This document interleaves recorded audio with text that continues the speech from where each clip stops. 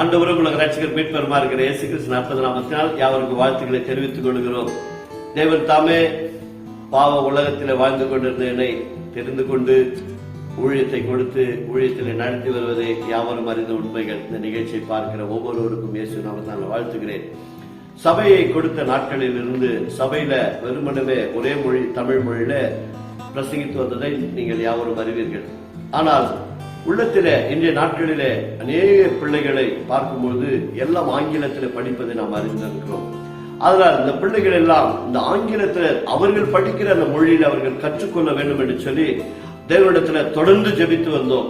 சபையிலிருந்து மக்களை எழுப்பி கொடுங்க ஆண்டவரே, நீங்கள் எழுப்பாவிட்டால் யார் எழுப்புவார் என்று சொல்லி தொடர்ந்து ஜெபித்ததற்கு கர்த்தர் இந்த வருடத்துல ஒரு பதிலை கொடுத்திருக்கிறார். அருமை பிள்ளை நான்சி ஆண்டவர் கொடுத்திருக்கிறார். ஆங்கிலத்திலே மொழிபெயர்க்கும்படி கர்த்தர் உதவி செய்திருக்கிறார். இனி வருகிற நாட்களிலே இந்த வாலிப மகள் அருமை மகள் நான்சி கர்த்தர் தாமே ஆசீர்வதிப்பார். தேவ ஆவியானவர் நிரப்புவார்.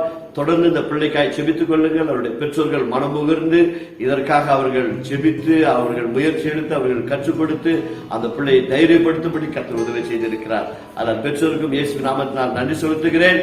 மகளை கர்த்தர் தொடர்ந்து சபைக்கு பயன்படுத்தி கர்த்தருடைய ராஜ்யத்தை கட்டும்படி தேவனுடைய நாமம் மாத்திரம் மகிமைப்படும்படி இந்த நிகழ்ச்சி இனி வருகிற நாட்களிலே தமிழிலும் ஆங்கிலத்தில் வரும். பாருங்கள், அநேகருக்கு அனுப்பி வையுங்கள். கர்த்தர் உங்களை ஆசீர்வதிப்பார். தேங்க்யூ.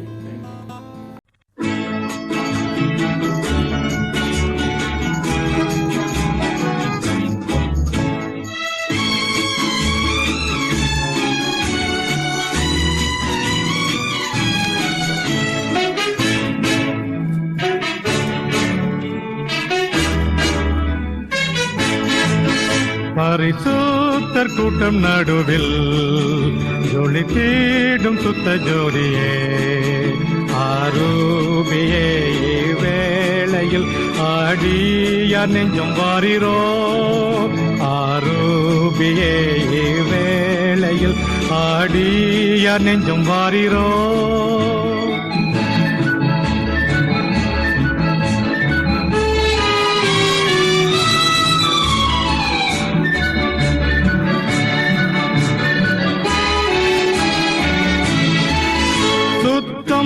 விரும்பும் சுத்த ஜோதியே விரும்பா அசுத்தம் யாவும் போக்குமே சுத்தம் விரும்பும் சுத்த ஜோதியே விரும்பா அசுத்தம் யாவும் போக்குமே பாவி நீச பாவி நானையா தேவா இரக்கம் செய்ய மாட்டீரோ பரிசுத்தர் கூட்டம் நடுவில் ஜொலி தேடும் சுத்த ஜோதியே ஆரூபியே வேளையில் ஆடியார் நெஞ்சம் வாரிரோ. ஆண்டவரும் உலக ரட்சகர் மீட்பருமா இருக்கிற இயேசு கிறிஸ்துவின் அற்புத நாமத்தினால் யாவருக்கும் காலை வாழ்த்துக்கள். In the name of our Jesus Christ we welcome you all. இந்த காலை வேளையிலே மீண்டுமாய் நாம் தொடர்ச்சியாய் ஒருவன் கிறிஸ்துக்குள் இருந்தால் புது சிருஷ்டி என்ற தலைப்பிலே நாம் பார்த்து வருகிறோம். In today's morning also we will be seeing the same verse, 2 Corinthians chapter 5 verse 17. மீண்டும் ஒருவர் வாசிக்கும்படி அன்போடு கேட்டுக்கொள்கிறோம். Please read it again. இப்படி இருக்க ஒருவன் கிறிஸ்துவுக்குள் இருந்தால் புது சிருஷ்டியாய் இருக்கிறான், பழையவைகள் ஒழிந்து போயின, எல்லாம் புதிதாயின. When anyone is joined to Christ, he is new being. The old is gone, the new has come. எல்லாருக்கும் தெரிந்த வசனம் தான். ஏன் வாசிக்க சொல்றோம் அப்படின்னு சொன்னா எங்கிருந்து போதிக்கப்படுகிறது என்பதை இது மூலமா அறிந்து கொள்ளலாம். Everyone knows this verse. We are reading it again so that everyone gets to know again. அதனால் இந்த வசனம் நமக்கு என்ன சொல்லுகிறது? What does this verse say to us? ஒரு தனி மனிதன் A single man கிறிஸ்துவுக்குள் இருந்தால் if he is in Christ புது சிருஷ்டியாய் இருக்கிறான். he is a new man. அவன் புது மனிதன். He is a new man.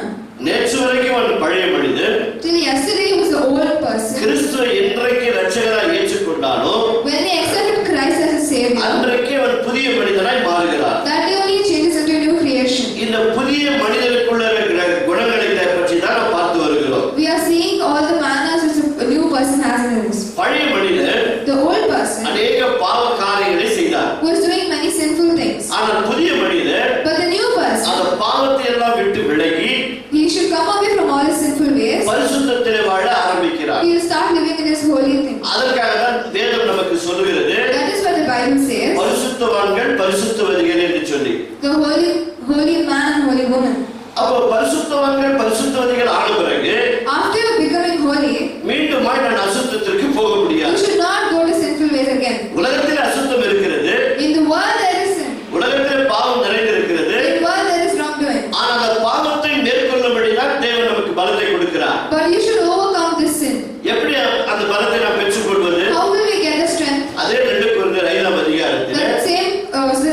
Corinthians chapter 5, 21வது வசனத்தை வாசிக்கிறார்கள், கவனியுங்கள். verse 21.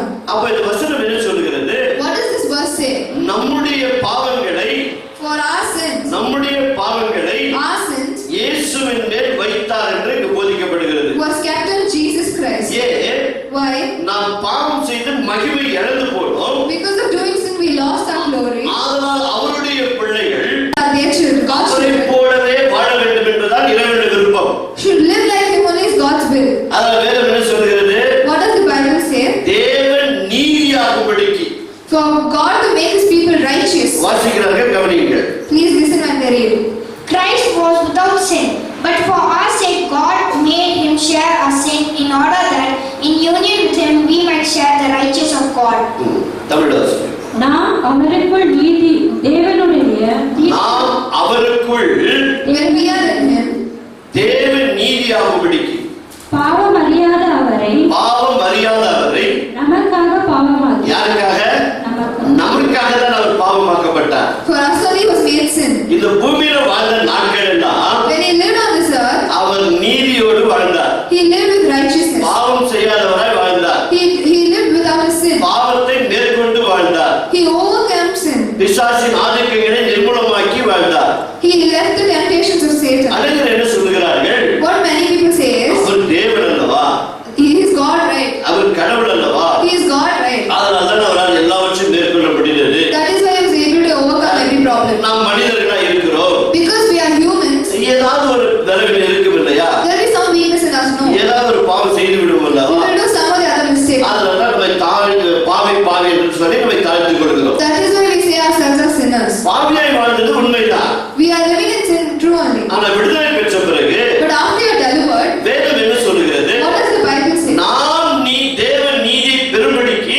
To take the righteousness of God. அப்ப அந்த தேவன் நீதி நமக்குள் வரும் பொழுது When God's righteousness comes into us, பாவ அநீதி எல்லாம் வெளியேற்றப்படுகிறது. all the sin should be go away. தேவனுக்கு பிரியமில்லாமல் இருப்பதெல்லாம் வெளியேற்றப்படுகிறது. Whichever is not pleasing to God should go away.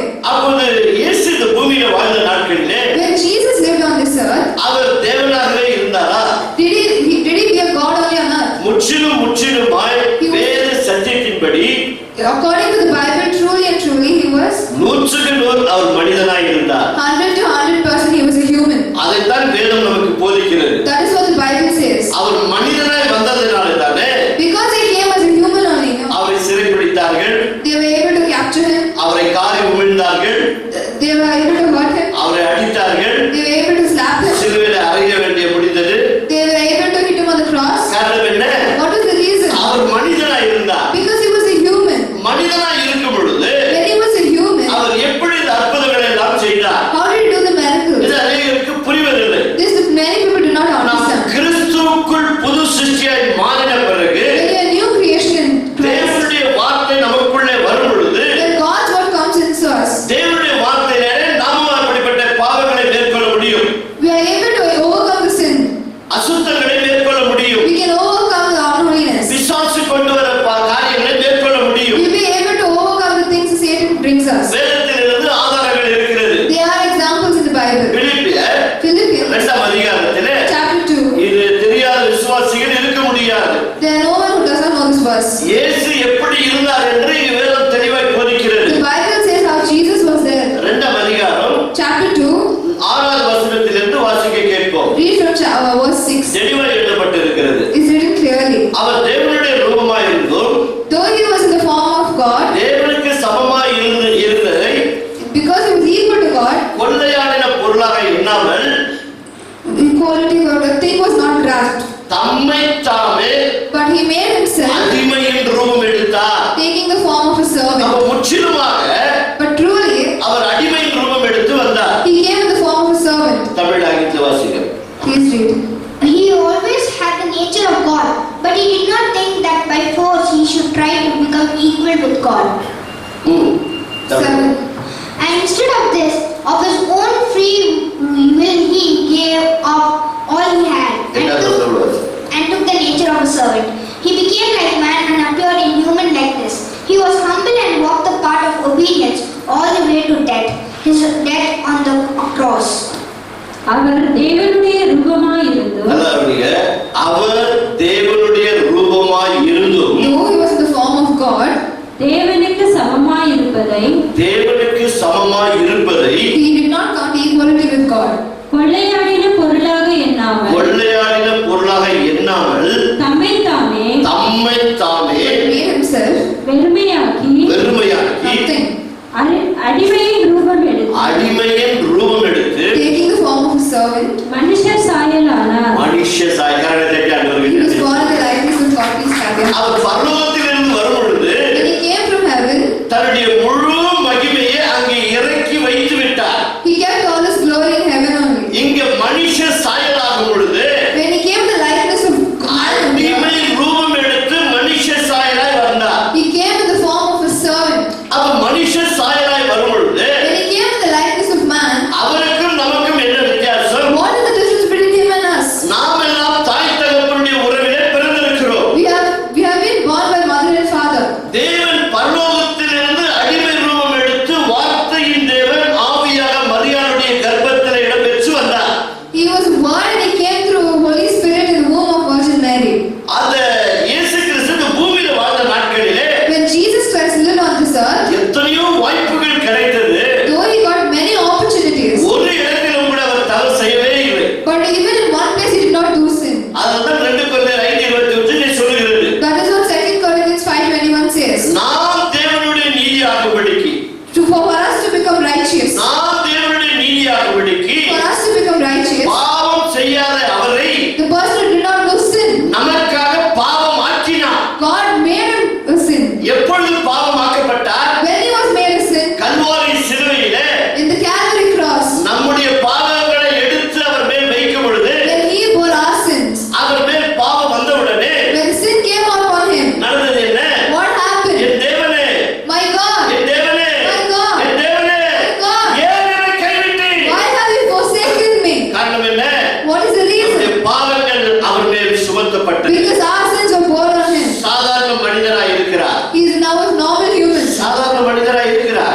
Now he was normal human. Gethsemane தோட்டத்திலே In the garden of Gethsemane, யூதாசும் அவன் கொண்டு வந்த சேனைகளும் Judas came with all the soldiers. இயேசுவை பிடிக்கும் பொழுது When they were about to capture Jesus, உடனே ஒரு சீஷன் என்ன செய்தான்? immediately what the disciple did was, தன்னிடத்தில் இருக்கிற பட்டயத்தை உருவி he took the sword which was in his side, ஒரு சேவகனுடைய காதை வெட்டி விட்டான். he cut the ear of a servant over there. கர்த்தர் சொன்னார், But Jesus said, நிறுத்து, stop it, நிறுத்து. stop it. இப்பொழுது Now, இந்த இமைப்பொழுது in this time, நான் இப்பொழுது கூப்பிடுவேன் என்று சொன்னார். now if I call, 12 தூதர்கள் வந்து விடுவார்கள். 12 angels will come down. அதாவது 12 லேகன் சொன்னார். If say 12, 72,000 தூதர்கள் வந்து இறங்கிடுவார்கள். 72,000 angels will come down. இப்போ நான் கூப்பிட்டா வந்து இறங்கிடுவாங்க. Now if I call, also they'll come down. அதற்காக நான் வரவில்லை, But for that I have not come here. மீட்பதற்காக வந்திருக்கிறேன். I have come to save people. இப்பொழுது என்னை தேவனை போல் நான் வெளிப்படுத்தினேன் என்று சொன்னார். Now if I reveal myself as God, இங்க இருக்கிற ஒருவரும் என்னை தொட முடியாது. no one will be able to touch me. அண்ட சராசரங்களை உண்டாக்கினவர், I have created the world. சர்வ லோகத்தை I உண்டாக்கினவர். have created the universe. இயேசு கெத்செமனே தோட்டத்திலே கேட்டார், When Jesus was asked in யாரை Gethsemane, தேடுகிறீர்கள்? who are you searching for? யாரை தேடுகிறீர்கள்? Who are you searching for? நாங்கள் இயேசுவை தேடுகிறோம். Nazareth of Jesus we are searching this. நான் தான் என்று சொன்னார். When he says I am he, நான் தான் என்று சொன்ன உடனே அப்படியே பின்னிட்டு விழுந்து போனார்கள். when he immediately said I am he, all the people fell back. அவ்வளவு வல்லமை உள்ள He தேவன் had so much of glory. மனித அவதாரம் எடுக்கும் பொழுது When he came in the likeness of man, அவர் அடிமையின் ரூபம் எடுத்தார். he came in the form of a servant. அந்த அடிமையின் ரூபம் எடுத்ததினால தானே Because he took the form of a அவரை servant, பிசாசு பிடித்தவர்கள் என்று சொன்னார்கள். they said you are captured by Satan. பிசாசுக்கு தலைவன் என்று சொன்னார்கள். They said you are the head of Satan. சிலுவையில் அறைந்தார்கள். They crucified Jesus. வேதம் சொல்லுகிறது, But the Bible says அதாவது that means சிலுவை மரண பரியந்தம் till he died at the cross பிதாவின் சித்தத்தை நிறைவேற்றும்படிக்கு to make true the God's will, கீழ்ப்படிந்திருந்தார். he was obedient. கரங்களை தட்டி ஆண்டவருக்கு நன்றி Please சொல்லுங்கள். clap your hands. 100% அவர் மனிதனாக இருந்தார். 100% he was a human. ஆனால் அதே நேரங்களிலே But at the same time, அவர் தேவனுடைய வல்லமையை அபிஷேகத்தை அவர் பெற்றிருந்தார். he had the glory and Holy Spirit of God. இந்த சத்தியங்கள் தான் அநேகருக்கு தெரிவதில்லை. This is the truth that many people do not know. அவர் தேவன், He was God. அவர் எல்லாவற்றையும் ஏற்றுக்கொள்வார். He will be able to overcome anything. ஒரு சிலர் சொல்வதை நான் கேட்டிருக்கிறேன். I have heard, he has heard many people say that. அவர் அடிக்கும் பொழுது எங்கேயா நோவு அவருக்கு? Bro, if you hit them, how will they know? எங்க அவருக்கு வலிக்கும்? How will he get pain? அவர் தான் கடவுளாச்சு. He is God, right? அவ்வப்போது மறை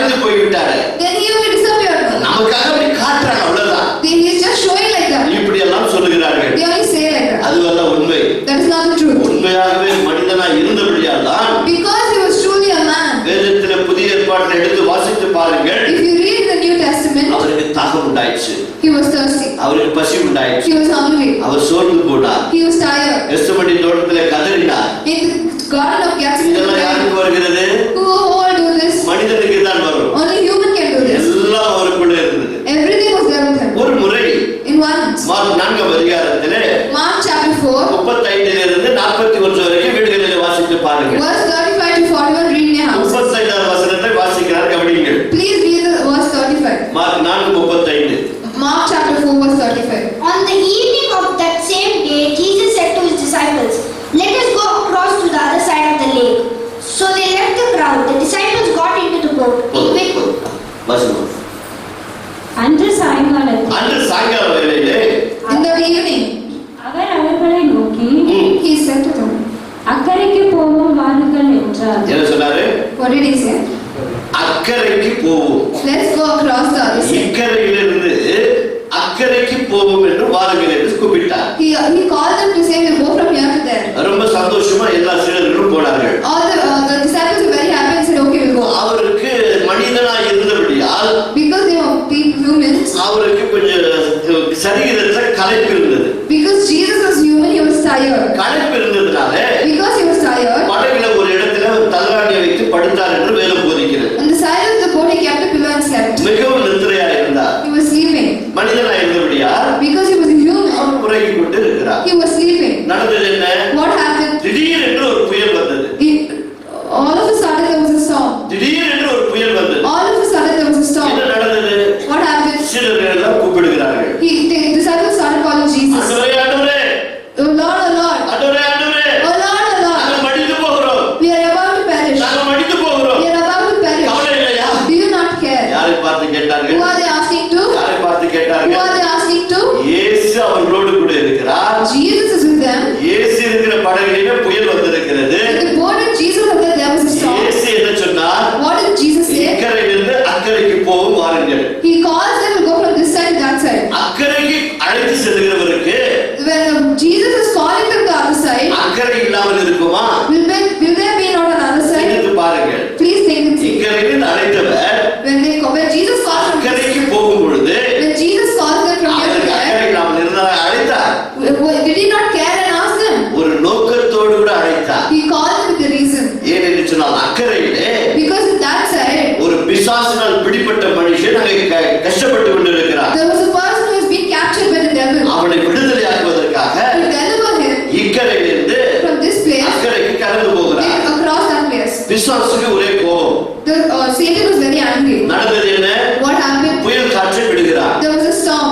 உடனடியாக இவர்கள் கூப்பிட்டார்கள். Immediately the disciples called Jesus. இயேசு என்ன சொன்னார்? What did they ask? அற்ப விசுவாசிகளே, People who do not believe. அற்ப விசுவாசிகளே, You unfaithful people. ஏன் சந்தேகப்பட்டீர்கள்? Why are you doubting? ஏன் சந்தேகப்பட்டீர்கள்? Why are you doubting? எத்தனை நேரங்களிலே நம்முடைய வாழ்க்கையிலே சில புயல்கள் வரும் பொழுது In so many times in our life there is storm. இப்படி நாம் புலம்புகிறோம். We start ceasing like this. ஏன் இந்த இறைவனுக்கு என் மேலே அக்கறை இல்லை? Why does God does not care for me? ஏன் என் ஆண்டவருக்கு என் மேல் அக்கறை இல்லை? Why does God does not care for me? இத்தனை பாவங்கள் செய்கிறவர்கள் நன்றா இருக்கிறார்களே. When people who do so many sins are happy, நான் சபைக்கு போகிறேன், I go to the church, ஆராதனை செய்கிறேன், I do worship, தேவனை தொழுது கொள்கிறேன், I seek God, வேதத்தை வாசிக்கிறேன், I read my Bible, உண்மையா இருக்கிறேன். I am true. ஏன் என் வாழ்க்கையிலே புயல்? But still why the problems in my life? ஏன் என் வாழ்க்கையிலே புயல்? Why there is storm in my life? இந்த கடவுளுக்கு அக்கறை இல்லை, This God does not care for me. என் மேல் அக்கறை இல்லை The God does not care for me. என்று எத்தனை முறை புலம்பி இருக்கிறோம். How many times have we said like this? சிந்தித்து பாருங்க. Please think and see. இதேதான் இஸ்ரவேல் ஜனங்களிடத்தில் இருந்தது. This was the same thing that Israel people also had. எகிப்தின் அடிமைத்தனத்திலிருந்து When they were delivered from Egypt, பார்வோனிடத்திலிருந்து விடுதலையாக்கி கொண்டு வந்தார்.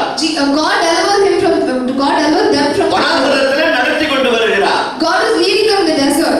மோசேசை கடிந்து கொண்டார்கள். They started judging Moses. எப்பொழுது பார்த்தாலும் மோசேசை கடிந்து கொள்வார்கள். They started scolding Moses all the time.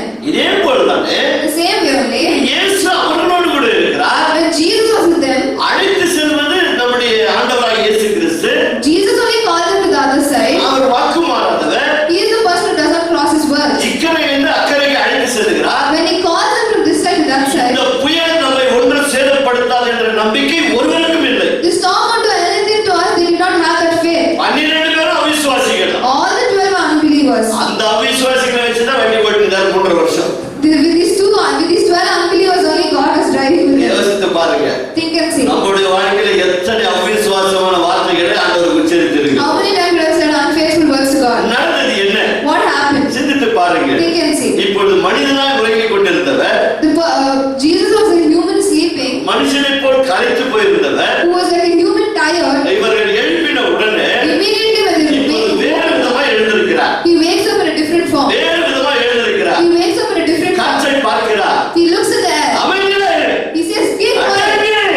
He says, "Be quiet." ஒரே ஒரு வார்த்தை தான். He says only one word. காற்றும் கடலும் அமைதியாகிவிட்டது. The sea and the storm calms down. எப்படி அமைதியானது? How did it calm down? அவருக்குள் இருந்த அபிஷேக வல்லமை புறப்பட்டது. Because the glory from him calmed the sea and storm. அவரை தேவன் பரிசுத்த ஆவியாலும் வல்லமையாலும் அபிஷேகம் செய்து வைத்திருந்தார். God has filled him with the Holy Spirit. ஏன் அவருக்கு பரிசுத்த ஆவியின் அபிஷேக வல்லமை தேவைப்பட்டது? Why did he need the Holy Spirit's work? எல்லா மகிமையும் இறக்கி பரலோகத்தில் வைத்து விட்டு தான் மனித அவதாரம் எடுத்து பூமிக்கு வந்தார். Because he kept all his glory in heaven and came down as a normal human being. இதைத்தான் இன்று விசுவாசிகள் புரிந்து கொள்வதில்லை. That is what the unbelievers did not actually believe. அப்போஸ்தலர் 10ஆம் அதிகாரத்திலே Acts chapter 10. 38ஆம் வசனத்தை வாசித்து பாருங்க. Please read verse 38. இயேசு இந்த பூமியில வாழ்ந்த நாட்கள் எல்லாம் When Jesus lived on this earth, நன்மை செய்து சுற்றித் திரிந்தார். he was doing good things to people. நன்மைகளை செய்து சுற்றித் திரிந்தார். He was doing good things to the people. புதிய மனிதனே, New creation of man ரட்சிக்கப்பட்டவர்களே, who have been saved. ரட்சிக்கப்பட்ட தேவனுடைய பிள்ளைகளே, Who have been saved by God's புதிய children. மனிதர்களாய் நாம் இருப்போம் என்று சொன்னார். If you are being an old people, நம்முடைய வாழ்க்கையிலே நன்மைகள் புறப்பட்டு வரும். if you are a new creation in Christ, then new things will come to our life. ஜீவன் நதியுள்ள தண்ணீர் நம்மிடத்திலிருந்து புறப்பட்டு வரும். The water of life will come to us. நாம் நிரப்பப்பட்டு இருக்கிறோம். When we are filled, அநேக ஆசீர்வாதத்துக்கு காரணமாக இருப்போம். we will be the reason for someone else's blessing. இதைத்தான் கர்த்தர் நம்மிடத்தில் விரும்புகிறார். This is what God likes in us. ஏன் அவர் நன்மை செய்து சுற்றித் திரிந்தார்? Why was he doing good things to people? அவர் மேல் பரிசுத்த ஆவியின் வல்லமை இருந்தது. Because he had the fullness of Holy Spirit. அபிஷேகம் இருந்தது. He had the Holy Spirit. அதனால் வெறும் நன்மை மாத்திரம் செய்யவில்லை, He not only did good things to people, அநேகர் பிசாசின் பிடியிலிருந்து விடுதலையாக்கினார். he also delivered them from Satan's capture. அநேகர் வியாதியிலிருந்து குணமாக்கினார் He made them deliver from என்று sickness. வேதம் தெளிவாய் போதிக்கிறது. This is what the Bible says. வாசிக்கிறோம். Please read. You know about Jesus of Nazareth and how God poured out on him the Holy Spirit and power. He went everywhere doing good and healing all who were under the power of the devil, for God was with him. வாசிக்கிறோம். நசரேயனாகிய இயேசுவை நசரேயனாகிய இயேசுவை தேவன் பரிசுத்த ஆவியினால் பரிசுத்த ஆவியினால் வல்லமையினாலும் அபிஷேகம் பண்ணியிருந்தார். தேவன் அவருடனே கூட இருந்தபடியினால் அவர் நன்மை செய்கிறவராயும் பிசாசின் வல்லமையில் அகப்பட்ட யாவரையும் குணமாக்குகிறவராக இதே அபிஷேகத்தான் ஞானஸ்நானம் பெறும்போது உனக்கு எனக்கு கொடுக்கிறார். The same anointing that God gives when we are taking baptism. அவர் மனிதனாய் வந்தபடியா Because he came as a man, தேவன் அவரை அபிஷேகம் செய்ய வேண்டியதாக இருந்தது. God anointed him with the Holy Spirit. இதைத்தான் யோவானும் சொல்லுகிறார். This is what even John says. இதோ உலகத்தின் பாவங்களை சுமந்திருக்கிறவர். Here is the man who is blowing our sins. தேவ ஆட்டுக்குட்டியானவர். He is the Lamb of God. உலகத்தில் உள்ள சகல மனிதனுடைய பாவங்களை சுமந்திருக்கிற தேவ ஆட்டுக்குட்டி இவர்தான். He is going to bear all the sins of man on earth. நானும் இவரை அறியாமல் இருந்தேன். Even I did not know him. நானும் இவரை அறியாமல் இருந்தேன். Even I did not know him. ஆனால் கர்த்தர் எனக்கு ஒன்றை சொல்லி வைத்திருந்தார். But God said me one thing. என்ன சொல்லி வைத்திருந்தார்? What did he say?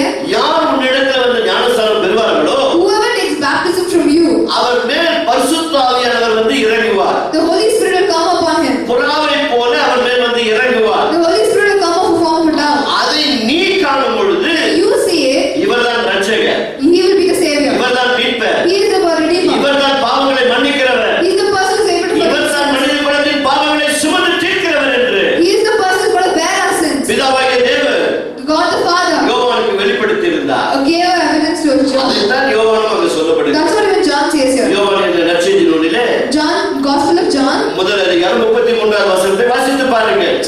chapter 1 verse 33. அவனே வாய் திறந்து சொல்லுகிறார், He himself நானும் says, இவரை அறியாமல் இருந்தேன். I did not know him. நானும் இவரை அறியாமல் இருந்தேன். I did not know him. பார்த்தீர்களா?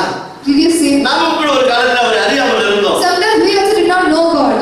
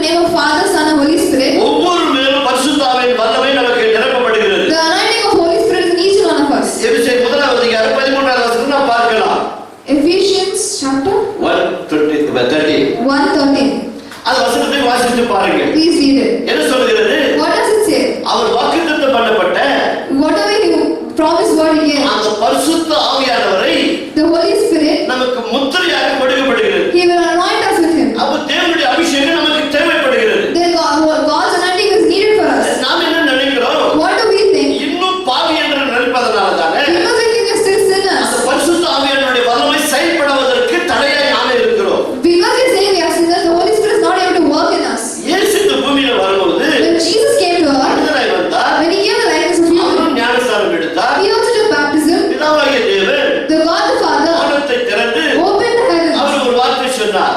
said a word. இவர் என்னுடைய நேசகுமாரன். He is my beloved இவர் son. என்னுடைய He நேசகுமாரன். is my beloved son. இவர் மேல் நான் பிரியமாய் இருக்கிறேன்.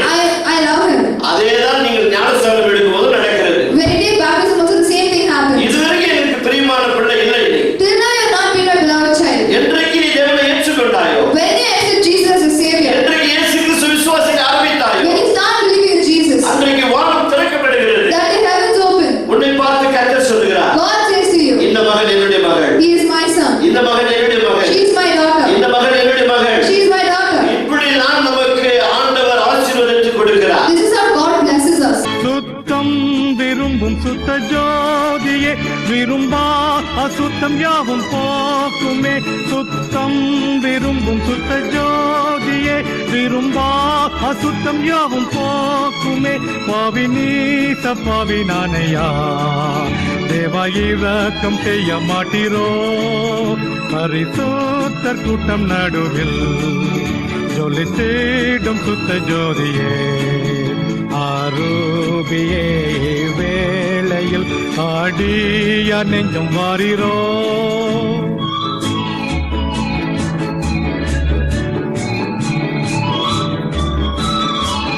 பாரும் தந்தையே எந்த உள்ளத்தை, யாரும் காணா உன்னலங்கோலத்தை.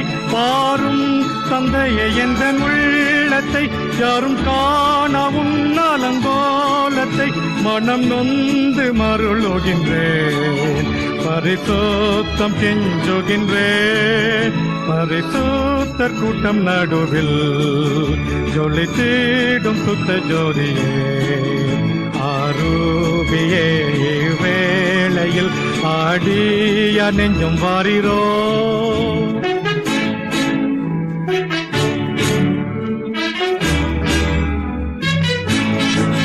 துணை வேண்டும் தகப்பனே உலகிலே, என்னை எதிர்க்கும் சக்திகள் பல உண்டே. துணை வேண்டும் தகப்பனே உலகிலே, என்னை எதிர்க்கும் சக்திகள் பல உண்டே. என் ஜீவன் எல்லை எங்கிலும் பரிசுத்தம் என்ன எழுதும். பரிசுத்தர் கூட்டம் நடுவில் ஜொலி தேடும் சுத்த ஜோதியே, ஆரூபியே இவ்வேளையில் ஆடியா நெஞ்சும் வாரிரோ.